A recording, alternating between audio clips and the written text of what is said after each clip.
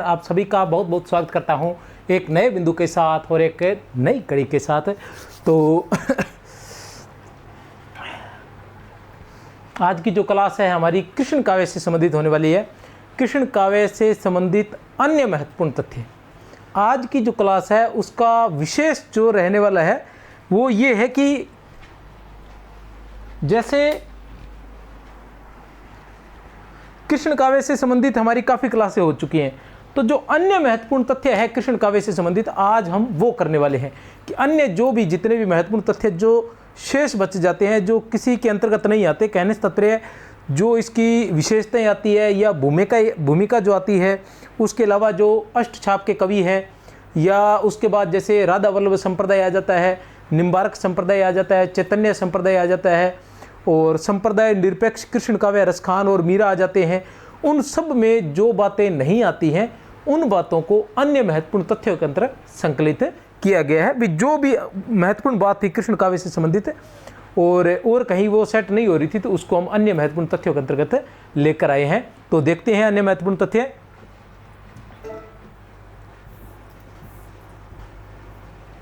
कृष्ण काव्य के अन्य कवि। सबसे पहले तो कृष्ण काव्य के अन्य कवि जो पहले नहीं आए उनको हम देख लेते हैं।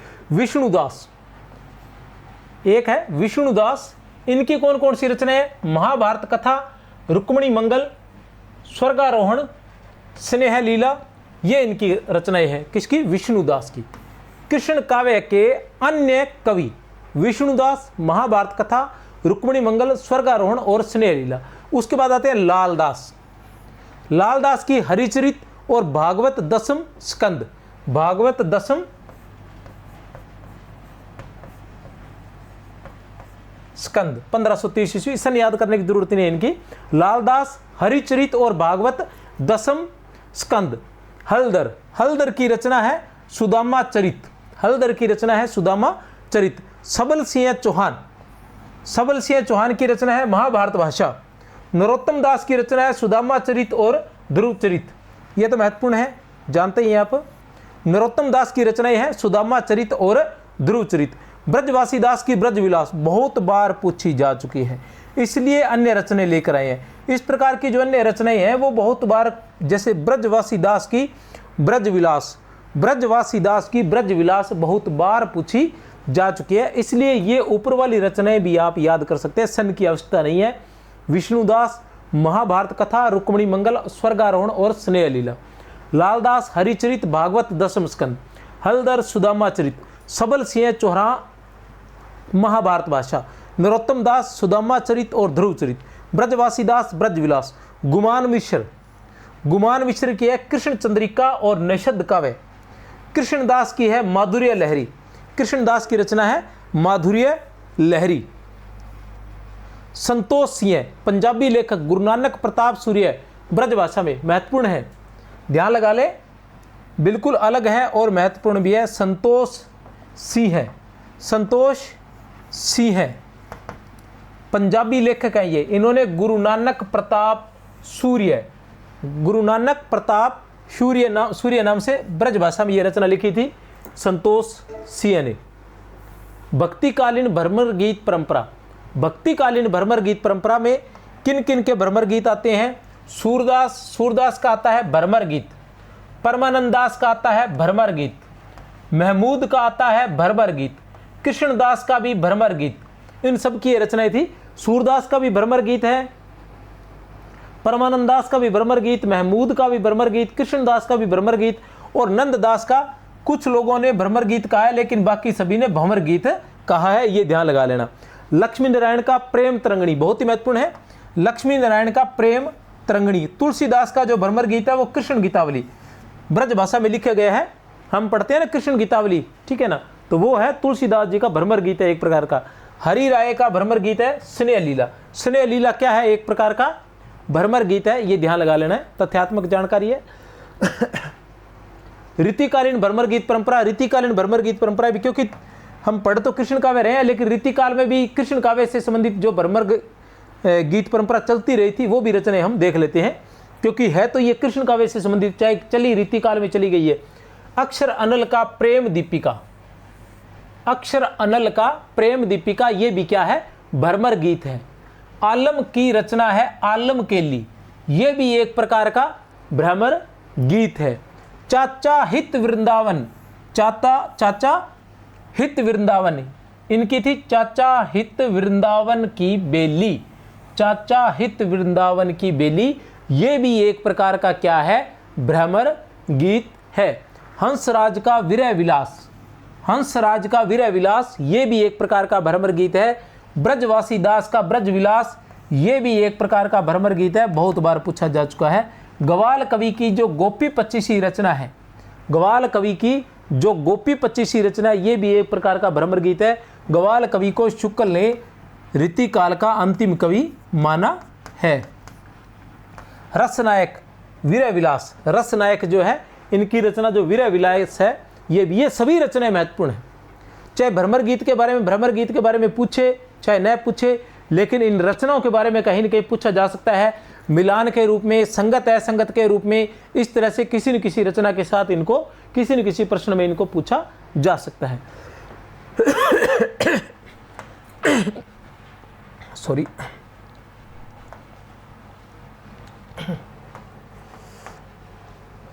आधुनिक कालीन भ्रमर गीत, आधुनिक कालीन भ्रमर गीत। अयोध्या सिंह उपाध्याय का जो प्रिय प्रवास है, खड़ी बोली का प्रथम महाकाव्य, ये भी क्या है, एक प्रकार का भ्रमर गीत है। अयोध्या सिंह उपाध्याय हरियो का प्रिय प्रवास जो है, ये भी एक प्रकार का भ्रमर गीत है। अयोध्या सिंह उपाध्याय किस काल के कवि थे, द्विवेदी युग के कवि थे। जगन्नाथ दास रत्नाकर, जगन्नाथ दास रत्नाकर का उद्धव शतक जो रचना है, जगन्नाथ दास रत्नाकर की जो उद्धव शतक रचना है, ये भी एक प्रकार का भ्रमर गीत है। और सत्यनारायण कवि रतन भ्रमर दूत,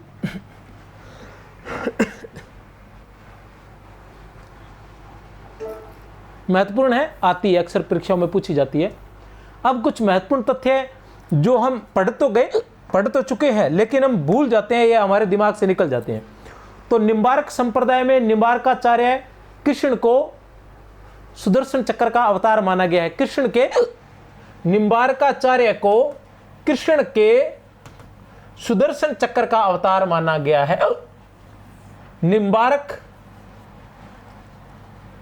और चक्र याद रख लेना, निम्बार्क को सुदर्शन चक्र का अवतार माना गया है।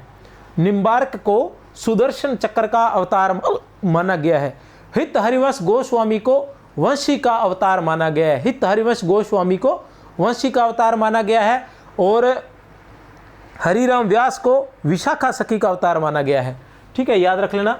निम्बार्काचार्य ने प्रपन्न कल्पावली ग्रंथ की रचना की, यह भी याद रख लेना, बहुत ही महत्वपूर्ण है। प्रपन्न कल्पावली ग्रंथ की रचना किसने की थी? निम्बार्काचार्य ने। प्रपन्न कल्पावली ग्रंथ की रचना किसने की थी? निम्बार्काचार्य ने। निम्बार्क संप्रदाय में किस भक्ति को श्रेष्ठ माना गया है? दाम्पत्य भक्ति को श्रेष्ठ माना गया है। इस प्रकार के प्रश्न पूछे जाते हैं और हमारे दिमाग से निकल जाते हैं। निम्बार्क संप्रदाय की प्रधान गद्दी कहाँ है? तो सलेमाबाद में। निम्बार्क संप्रदाय की प्रधान गद्दी कहाँ है? सलेमाबाद, राजस्थान में। सत्यनारायण कविरतन कृत भ्रमरदूत में माता यशोदा को भारत माता के रूप में दिखाया गया है, याद रख लेना। सत्यनारायण कविरतन, हालांकि ये कवि तो द्विवेदी युग के हैं, लेकिन है ये कृष्ण काव्य से संबंधित, इसलिए हम इनके बारे में यहाँ जान रहे हैं। बाकी हम जब द्विवेदी युग में जाएंगे तब सत्यनारायण कविरतन के बारे में विस्तार से भी बात करेंगे। भ्रमरदूत में माता यशोदा को भारत माता के रूप में दिखाया गया है। माता यशोदा को भारत माता के रूप में दिखाया गया है। अयोध्या सिंह उपाध्याय हरियोधकृत प्रिय प्रवास में राधा को लोकहितकारिणी रूप दिखाया गया है। राधा का जो है लोकहितकारिणी रूप दिखाया गया है प्रिय प्रवास में।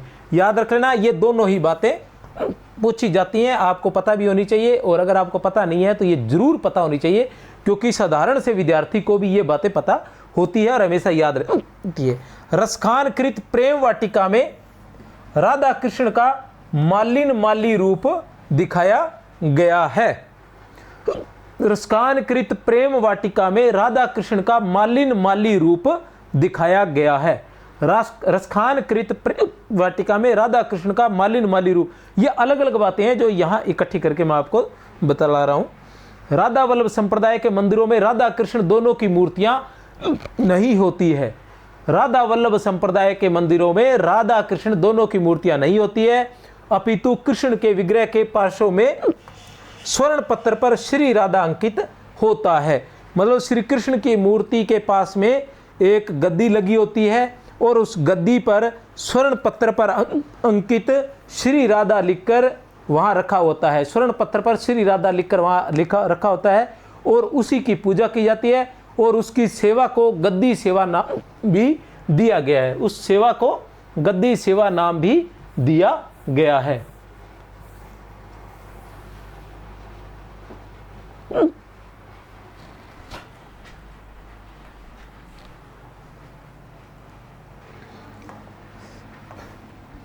किस वैष्णव आचार्य का एक नाम आनंद तीर्थ भी है? किस वैष्णव आचार्य का, एक बात तो ये होगी कि वैष्णव आचार्य है, नाम क्या है? आनंद तीर्थ है। किसका है? श्री माधवाचार्य का है। ठीक है ना? क्या है? वैष्णव आचार्य का नाम आनंद तीर्थ। किसका है? श्री माधवाचार्य जी का नाम आनंद तीर्थ भी है। इन कृष्णोपासक वैष्णव कवियों ने जीवन के प्रति अनुराग जगाया या कम से कम जीने की चाह बनी रहने दी। किसका कथन है? आचार्य शुक्ल का। बहुत बार परीक्षाओं में पूछा जा चुका है। बहुत बार परीक्षाओं में पूछा जा चुका है। क्या है? इन कृष्णोपासक वैष्णव कवियों ने जीवन के प्रति अनुराग जगाया या कम से कम जीने की चाह बनी रहने दी। कथन किसका है? ये कथन किसका है? तो आचार्य रामचंद्र शुक्ल का है। किसका है कथन? आचार्य रामचंद्र शुक्ल का। आचार्यों की छाप लगी हुई, बहुत ही महत्वपूर्ण है, दोनों कथन सुपर डुपर है। ठीक है ना?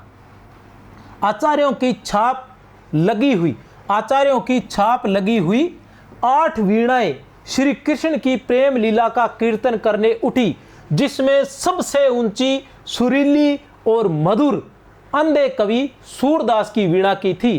किसका कथन है? तो किसका कथन है? हिंदी साहित्य के सुपर हीरो आचार्य शुक्ल का। किसका कथन है?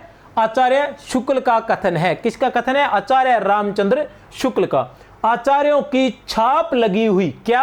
आचार्यों की छाप लगी हुई 8 वीणाएं श्री कृष्ण की प्रेम लीला का कीर्तन करने उठी, जिसमें सबसे ऊंची, सुरीली और मधुर अंधे कवि सूरदास की वीणा की थी। ठीक है? वात्सल्य और श्रृंगार, सुपर। वात्सल्य और श्रृंगार के क्षेत्र का जितना अधिक उद्घाटन सूर ने अपनी बंद आंखों से किया, वात्सल्य और श्रृंगार के क्षेत्र का जितना अधिक उद्घाटन सूर ने अपनी बंद आंखों से किया, उतना किसी और कवि ने नहीं। इन क्षेत्रों का वो कोना कोना झांक आए थे। इन क्षेत्रों का वो कोना कोना झांक आए थे। अगर किसी क्षेत्र का कोना कोना झांक कराना है तो वो थे या तो सूरदास या फिर आचार्य रामचंद्र शुक्ल। तो किसके लिए? ये सूरदास के लिए है। और किसने कहा है? आचार्य रामचंद्र शुक्ल ने। किसने कहा है? आचार्य रामचंद्र शुक्ल ने। सबसे महत्वपूर्ण साहित्यकार आचार्य रामचंद्र शुक्ल, जिनका एक एक कथन जो है, जैसे बिहारी के दोहों के लिए आता है ना कि सतसैया के दोहरे जो नावक के तीर देखने में छोटे लगे घाव करे गंभीर, तो वो वाली बात है कि इनके भी एक एक इतनी सी किताब है, छोटी सी, इतनी बड़ी नहीं है, इतनी सी किताब है छोटी सी, लेकिन एक एक कथन प्रत्येक लाइन से प्रश्न उठाया जा सकता है, इतना महत्वपूर्ण है। और घाव तो गंभीर करते ही करते हैं, जब आके पेपर देखते हैं पता चलता अरे ये भी शुक्ल का था क्या। ठीक है ना? ऐसा लगता है कि ये भी शुक्ल का है, ये भी शुक्ल का है, ये भी शुक्ल का है। 10 प्रश्न, 10 कथन जो होते हैं वो आचार्य रामचंद्र शुक्ल का हिंदी साहित्य के इतिहास से आए हुए होते हैं, कम से कम 10 नहीं, वैसे तो सारे ही होते हैं, कथन की बात कर रहा हूँ।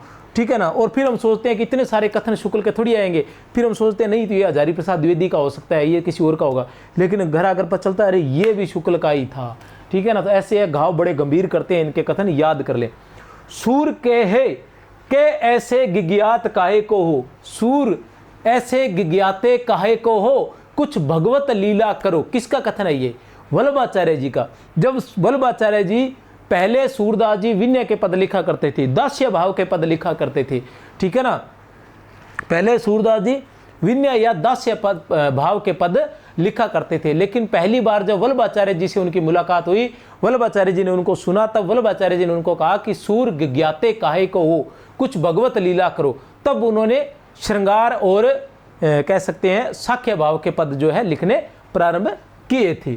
सूरदास किस शासक के समकालीन थे? अकबर के। किसके थे? अकबर के समकालीन थे। नंददास की रचना रास पंचाध्यायी को माना जाता है हिंदी का गीत गोविंद। ठीक है ना। नंददास की किस रचना को हिंदी का गीत गोविंद कहा जाता है? नंददास की किस रचना को हिंदी का गीत गोविंद कहा जाता है? तो किस रचना को कहा जाता है? रास पंचाध्यायी को। रास पंचाध्यायी को। नंददास रास पंचाध्यायी कितने अध्यायों में विभक्त है? 5 अध्यायों में। कितने अध्यायों में? 5 अध्याय में ये विभक्त है। रास पंचाध्यायी कितने अध्याय में? 5 अध्याय में। कोई समस्या नहीं है। रास पंचाध्यायी किस छंद में है? रोला छंद में है। कोई समस्या नहीं है। राधा वल्लभ रोला छंद में है। ठीक है ना, याद रख लेना। राधा वल्लभ संप्रदाय में निकुंज लीला के 4 तत्व हैं। राधा वल्लभ संप्रदाय में निकुंज लीला नित्य विहार के 4 तत्व है। कृष्ण, राधा, सहचरी और वृंदावन, ये 4 है। याद रख लेना, अब की बार पूछे जाएंगे ये हिंदी व्याख्याता में। राधा वल्लभ संप्रदाय का प्रधान केंद्र वृंदावन है। महान संगीतज्ञ तानसेन के गुरु कहे जाते हैं स्वामी हरिदास। स्वामी हरिदास। किस कवि को नूरजहां ने हाथी से कुचलवा डाला था? गंग कवि को। किसको? गंग कवि को।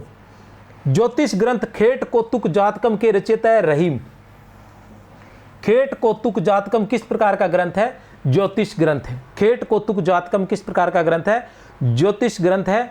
और किसके इसके रचयिता कौन है? रहीम है।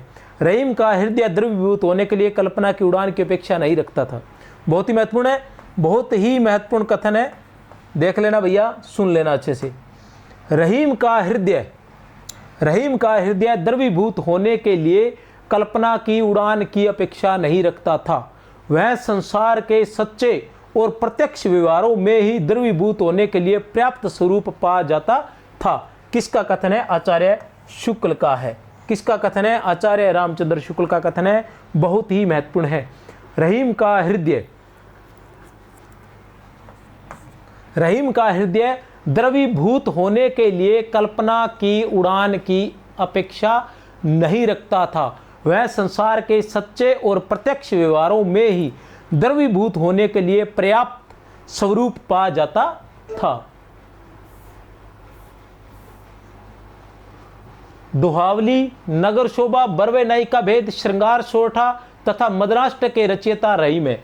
ये ऐसे ही मैंने लिख दिया क्योंकि रहीम बहुत बार क्या होता है, रहीम की रचनाएं हम पढ़ नहीं पाते हैं, इसलिए यहाँ रचनाएं भी लिख दी, बाद में पता नहीं मिलेगा। दुहावली तुलसीदास की भी है। नगर शोभा, बरवई नाई का भेद, ठीक है ना। बरवई रामायण जो है ना, बरवई रामायण इसी के आधार पर लिखी गई थी। रहीम के कहने पे ही तुलसीदास ने जो बरवई रामायण की रचना की थी बरवई छंद में, इन्हीं रहीम के कहने पर, रहीम तुलसीदास जी के अच्छे मित्र थे। श्रृंगार सोरठा तथा मदनाष्टक के रचयिता कौन है? रहीम है। रहीम मतलब अब्दुल रहीम खान, खाना। रसखान ने वल्लभ संप्रदाय के अंतर्गत किससे दीक्षा ली थी? रसखान ने किससे दीक्षा ली थी? विठलनाथ से। तो विठलनाथ के 252 शिष्यों में से एक शिष्य रसखान भी हो सकते हैं। राजकुमार उपाध्याय मणि की आलोचनात्मक कृति सूरदास और इनकी सूर सरावली। सूरदास और इनकी सूर सरावली के अनुसार सूर सरावली में कुल छंद जो है 1107 है। कुल छंद जो है कितने हैं? 1107 है। साहित्य लहरी में कुल दृष्टिकूट पदों की संख्या 118 मानी जाती है। साहित्य लहरी में कुल 118 पद है और सभी के सभी क्या है? दृष्टिकूट पद है। सूरदास के कुछ सूरदास के पद देख लेते हैं। वात्सल्य के पद, लालन हो या छवि ऊपर वारी, बाल गोपाल लगो इन नैननी रोग बलाई तुम्हारी। लालन हो या छवि ऊपर, लालन हो या छवि ऊपर वारी, बाल गोपाल लगो इन नैननी, बाल गोपाल लगो इन नैननी रोग बलाई तुम्हारी। संदेशो देव की सो कहियो, हो तो धाय तुहारे सुत की दया करती ही रहियो। संदेशो देव की सो कहियो, हो तो धाय तुहारे सुत की। संदेशो देव की सो कहियो, हो तो धाय तुहारे सुत की, दया करती ही रहियो। बाल मनोविज्ञान के पद, सूरदास जी के बाल मनोविज्ञान से संबंधित पद है। शोभित कर नवनीत लिए, गुटरन चलत रेणु तन मंडित, मुख दधि लेप की। ठीक है ना, शोभित कर नवनीत लिए, शोभित कर नवनीत लिए, गुटरनु चलत रेणु तन मंडित, गुटरनु चलत रेणु तन मंडित, रेणु मतलब रेत से मुंह है, मंडा हुआ है, मुंह पर रेत लगी हुई है। मुख दधि लेप, अच्छा तन मतलब शरीर, शरीर पर रेत लगी हुई है, मुख पर दही का लेप किया हुआ है। मैया मैं तो चंद खिलौनों ले हूं, मैया मैं तो चंद खिलौनों ले हूं। ठीक है ना, मैया मैं तो चंद खिलौनों ले हूं, जे हो लोटो धरनी पर, तेरी गोद न ए हूं। ठीक है ना, मैया मैं तो चंद खिलौनों ले हूं। ठीक है ना, मैया मैं तो चंद खिलौनों ले हूं, जे हो लोटो धरनी पर, तेरी गोद न ए हूं। ठीक है ना, सुरभि को पैपान न करियो, सुरभि को पैपान न करियो मतलब गाय का दूध नहीं पीऊंगा। बेनी सिर न गवेयो, और चोटी भी नहीं करवाऊंगा। बेनी सिर न गवेयो, कहो पुत नंद को, तेरो सुत न कहियो, मैं तो अब बेटा नंद का ही कहलाऊंगा, तेरा बेटा अब नहीं कहलाऊंगा। जैसे बच्चों को कहते हैं ना माँ बाप, बता किसका बेटा है, तो वैसे वो कह रहे हैं अब मैं अपने पापा का बेटा बनूंगा, मम्मी का बेटा नहीं बनूंगा। साचर्य प्रेम के पद, जब मोहन मुरली अधर धरी, जब मोहन मुरली अधर धरी, गृह व्यवहार थके। ऐसा कहा जाता है कि श्री कृष्ण जब मुरली की तान शुरू करते थे तो जो गोपियां होती थी वो जिस अवस्था में होती थी उसी अवस्था में दौड़ी हुई चली आती थी। ऐसा कृष्ण के पदों में वर्णित है। वैसे कहानियों में नहीं, कृष्ण के पदों में। आप एमए के या बी आदि के पदों में अगर एमए लगी हुई है, तो मैंने एमए में कृष्ण को सूरदास जी को पढ़ा था, तो उसमें इनके पद थे किस तरह से कि गोपियां जो होती थी, अगर कोई गोपी दूध दुह रही है तो वो वहीं छोड़कर दौड़ी चली आती थी। कोई गोपी अगर अपने बच्चे को दूध पिला रही है तो वो वैसे ही बच्चे को छोड़कर श्री कृष्ण की बांसुरी सुनने के लिए दौड़ी चली आती थी। तो इससे बढ़कर तो क्या हो सकता है। तो जो बांसुरी की तान थी वो बड़ी ही मतलब मधुर सुरीली कह सकते हैं और मोह लेने वाली थी। और दूसरा ईश्वर थे, तो ईश्वर के आगे कुछ नहीं होता, सारे ईश्वर पर ही निछार होते हैं, क्योंकि वहीं से सब बनते हैं और वहीं सब नष्ट होते हैं। विनय के पद, विनय के पद, ये प्रारंभ में जो पद लिखते थे, प्रभु मेरे ओगन चितने धरो, समदर्शी नाम तुम्हारो, अपने पन ही करो। प्रभु मेरे अवगण चितने धरो, प्रभु मेरे अवगण चितने धरो, समदर्शी नाम थियारो, अपने पन ही करो। अब की बार मोहि पार उतारो, नहीं पन जात डरो टरो। प्रभु हो सब पतितन को टिको। ऐसे ऐसे दास्य भाव के, विनय भाव के पद लिखा करते थे सूरदास जी कि प्रभु हो सब पतितन को टिको। ऐसा कहा जाता कि यही पद शायद वो गा रहे थे जब वल्लभाचार्य जी आए थे, तो उन्होंने तब उनको कहा था कि सूर गिज्ञाते काहे को हो, कुछ भगवत लीला करो। सूर गिज्ञाते काहे को हो, कुछ भगवत लीला करो। तब उन्होंने श्रृंगार और साक्य भाव के पद लिखने शुरू किए थे। अब के राखे लेहू भगवान, हो अनाथ बैठो दुर्ग डरिया। अब के राखे लेहू भगवान, अब के राखे लेहू भगवान, हो अनाथ बैठो द्रुम डरिया, पारिदी सादे बान। ठीक है, वो कहने का मतलब मैं एक पक्षी के समान हूं और पेड़ पर छुपा हुआ बैठा हूं, और जो क्या बोलते हैं उसको, शिकारी जो है वो अपना धनुष बाण साध रहा है, तो इस बार मुझे बचा लो। सखा भाव के पद, आजू हो एक एक करिटरी हो, आजू हो एक एक करिटरी हो, के तुम ही के हम ही मादो, अपने भरोसे लरी हो। खेल खेल में काको गुसैया, खेल खेल में काको गुसैया, हरिहारे जीते श्रीदामा, हरिहारे जीते श्रीदामा। जाते नहीं, जीते है ये, जीते श्रीदामा, बरबस ही कत करत रिसैया। प्रेम भक्ति के पद, प्रेम भक्ति बिनु मुक्ति न हुई, प्रेम भक्ति बिनु मुक्ति न होई, नाथ कृपा करी दीजिए सोई। गुरु महिमा के पद, श्री वल्लभ नक्षत्र छटा बिन, ये सभी पद सूरदास जी के हैं। श्री वल्लभ नक्षत्र छटा बिन, सब जग माही अंधेरो। ये गुरु अपने वल्लभाचार्य जी गुरु की महिमा का बखान किया गया है कि श्री वल्लभ नक्षत्र छटा बिन, सब जग माही अंधेरो। संत सेवा के पद, सुनो संत सेवा की रीति, करे कृपा मन राखे प्रीति, उठी के प्रात गुरु सिर नावे, प्रात समय श्री कृष्ण ध्यावे। संयोग श्रृंगार के पद, बुझत श्याम कौन तू गोरी, बुझत श्याम कौन तू गोरी, कहाँ रहती काकी बेटी। बुझत श्याम कौन तू गोरी, कहाँ रहते काकी तू बेटी, देखी नहीं कबू ब्रज खोरी। तुम्हें कभी ब्रज में नहीं देखा है कि हे श्याम जो है वो गोरी श्री कृष्ण से पूछते हैं कि तू कौन है, कहाँ रहती है, किसकी बेटी है, तुझे कभी ब्रज में नहीं देखा है। काहे को, राधा क्या कहती है कि काहे को हम ब्रज तन आवती, काहे को हम ब्रज तन आवती, खेलत रहत आपनी पोरी। मैं अपने क्षेत्र में खेलती रहती थी, यहाँ ब्रज में मैं किस लिए आती। फिर श्री कृष्ण क्या कहते हैं, सुनत, वो कहती है राधा कहती है, फिर कहती है राधा क्या कह रही है कि सुनत रहत सर्वननी नंद ढोटा, कि मैं कानों से सुनती रही हूं कि नंद के जो बेटा है करत फिरत माखन दही चोरी, कि वो माखन और दही की चोरी कर लेता है। नंद का जो बेटा है वो मैंने सुना है कि वो माखन और दही की चोरी कर लेता है। तब श्री कृष्ण फिर बात करते हैं, क्या करते हैं कि तुमरो का चोरी हम लियो, तुमरो का चोरी हम लियो, खेलन चलो संग मिली गोरी, कि मैं तुम्हारा क्या चुरा लूंगा, तुम चलो मेरे साथ मिलकर हम खेलते हैं, तुम्हारा मैं क्या चुरा लूंगा। सूरदास प्रभु, सूरदास जी लिखते हैं कि प्रभु रसिकन शिरोमणि, रसिकों के शिरोमणि है, रसिकों के शिरोमणि है। कौन, प्रभु श्री कृष्ण। बातन बुरई राधिका भोरी, और राधा को, भोली राधा को बातों में भुला लेते हैं और अपने साथ में खेलने ले जाते हैं कि तुम्हारा हम क्या चुरा लेंगे। श्री कृष्ण कहते हैं कि हे राधा तुम्हारा हम क्या चुरा लेंगे। ओचक ही देखी तै राधा, नैन विशाल भाल दिए रोरी, बेनी नील वसन फरिया कटी पहिरे, बनी पीठ झूलती झकझोरी। बनी पीठ, पीठ पर जो लंबी, ठीक है ना, बनी, ठीक है ना, चोटी, पीठ पर लंबी चोटी झूल रही है। संग लरिकन चली इतावती, दिन थोरी अति छवि तन गोरी।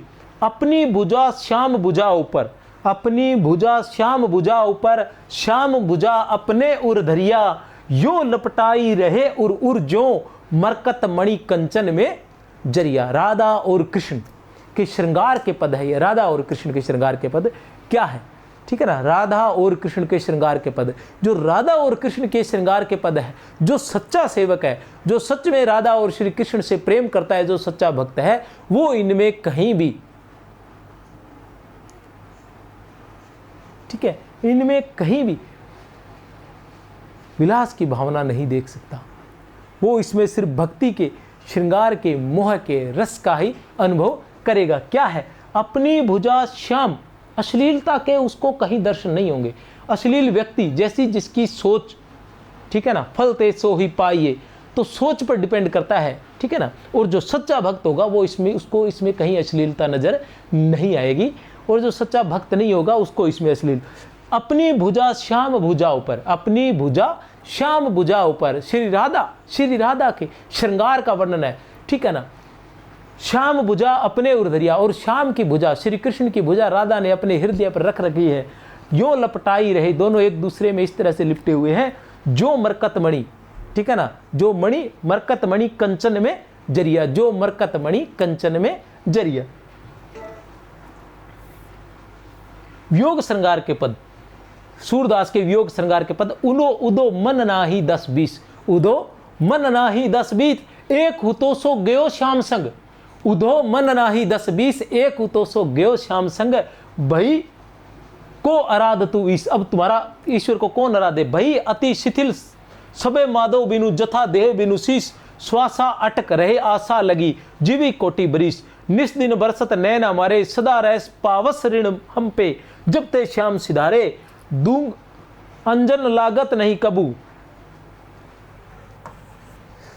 अंजन लागत नहीं कबू, उर कपोल भय कारे, कंचुक नहीं सुनी सजनी, उर बीच बहत पनारे। मतलब उर के बीच में, हृदय के बीच में पनाले, आंसुओं के पनाले बह रहे हैं।